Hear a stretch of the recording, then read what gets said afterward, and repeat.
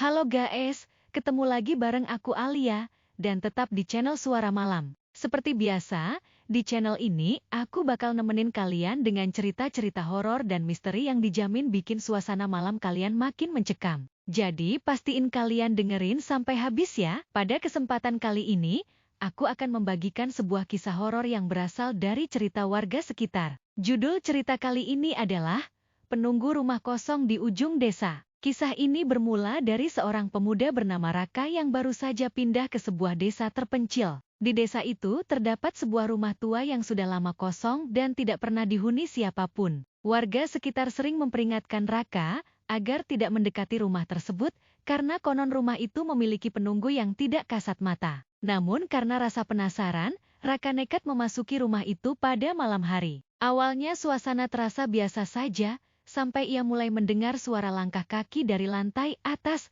padahal ia datang sendirian. Tak lama kemudian, lampu yang ia bawa tiba-tiba mati, dan dari kejauhan terdengar suara perempuan tertawa pelan. Sejak malam itu, Raka sering mengalami kejadian aneh. Setiap tengah malam, ia selalu mendengar suara ketukan di pintu rumahnya. Bayangan hitam juga kerap muncul di sudut kamarnya, berdiri diam sambil menatap ke arahnya. Hingga suatu hari, Raka ditemukan pingsan dengan wajah pucat, seolah melihat sesuatu yang sangat mengerikan. Setelah kejadian tersebut, Raka tidak pernah lagi terlihat di desa itu. Keesokan harinya, warga menemukan rumah kontrakannya dalam keadaan terbuka. Semua barang milik Raka masih tertinggal, namun di lantai terdapat bekas jejak kaki berlumpur yang mengarah langsung ke rumah tua di ujung desa. Beberapa warga nekat memeriksa rumah kosong tersebut. Saat pintu dibuka, udara dingin langsung menyelimuti ruangan. Di dinding terlihat bekas goresan panjang seperti cakaran,